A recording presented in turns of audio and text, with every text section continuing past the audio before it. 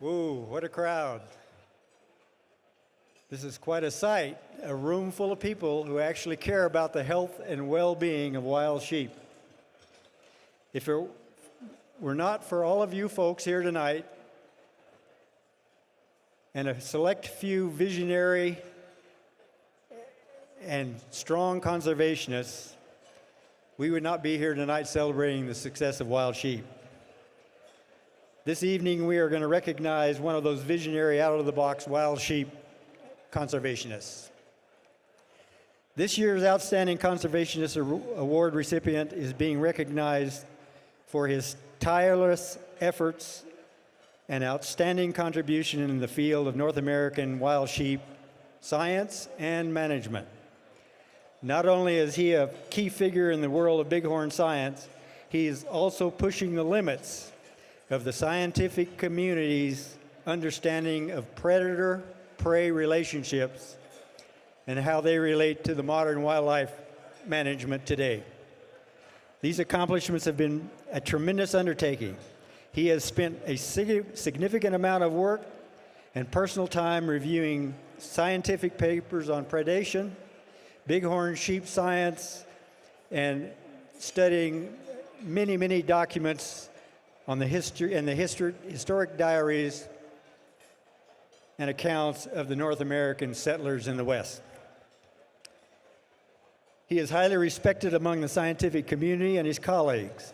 He serves on various committees and working groups, and he is a member of several wildlife organizations.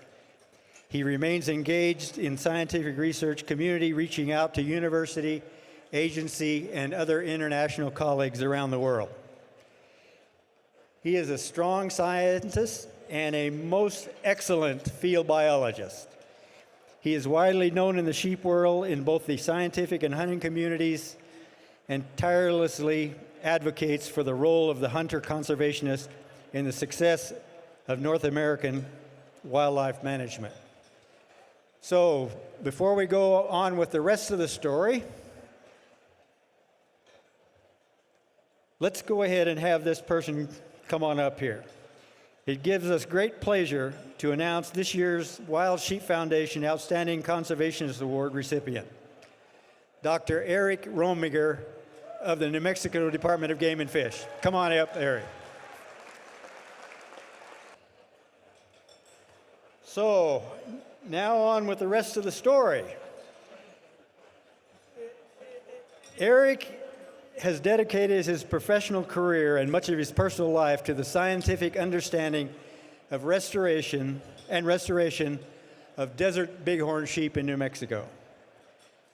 When he joined the New Mexico Department of Game and Fish, there were only about 150 to 160 desert bighorns in the entire state of New Mexico.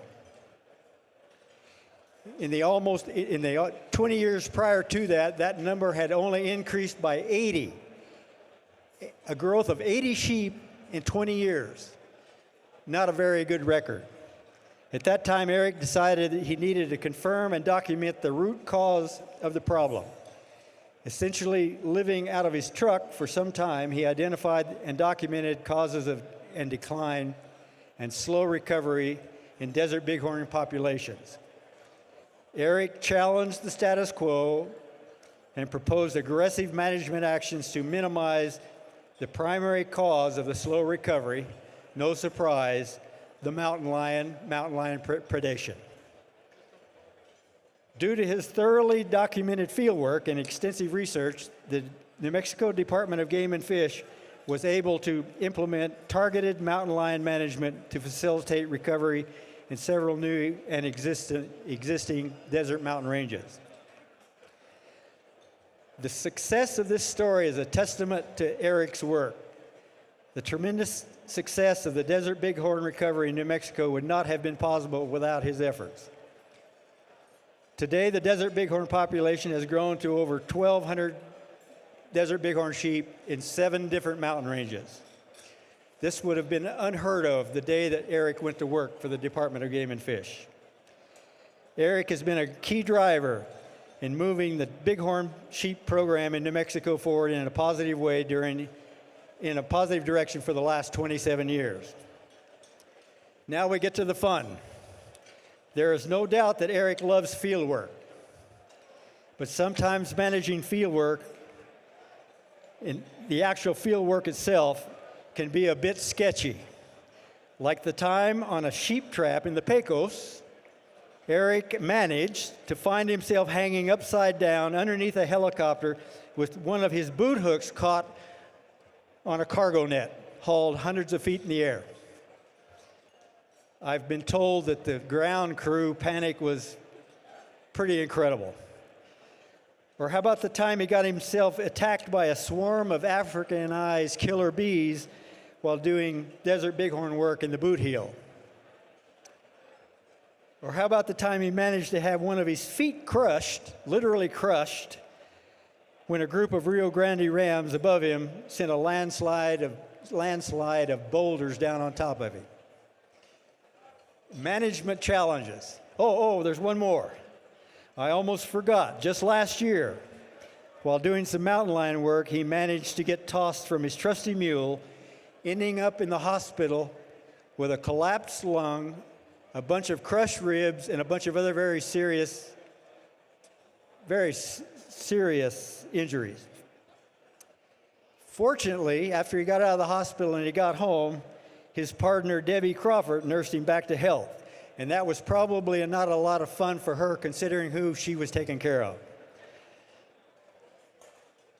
Anyway, he got back on his feet. And we would like to thank Debbie Crawford very much for that. And I believe, Debbie, where are you? There's Debbie right there. Debbie, we want to thank you very much for all you've done for Eric and everybody else. So, Debbie, come on up, Debbie.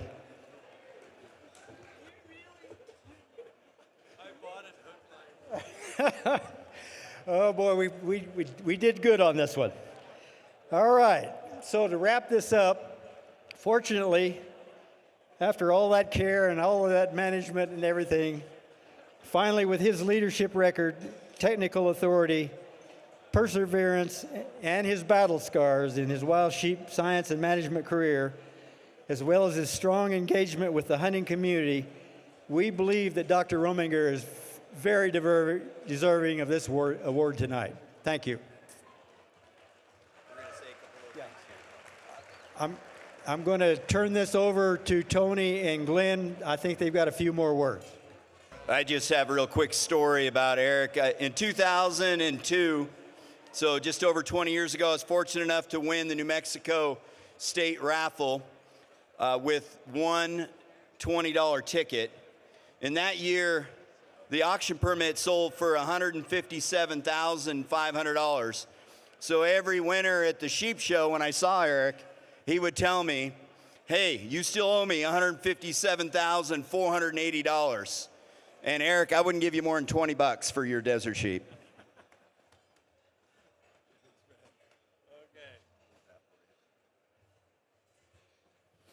I was very blessed to meet Eric about 12 or 13 years ago when I got involved with Boone and Crockett, and he's one of those rare individuals that gives a ton to not only Wild Sheep Foundation, but Boone and Crockett as well.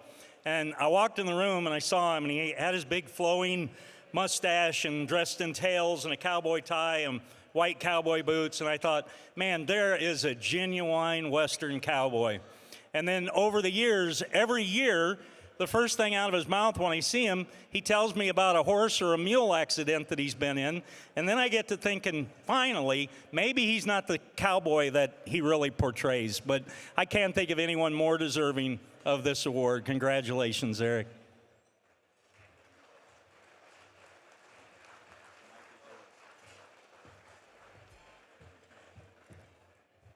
As I say, be brief, be brilliant, be gone. I want to thank the hunter conservationists that are the cornerstone of the recovery of bighorn sheep in North America.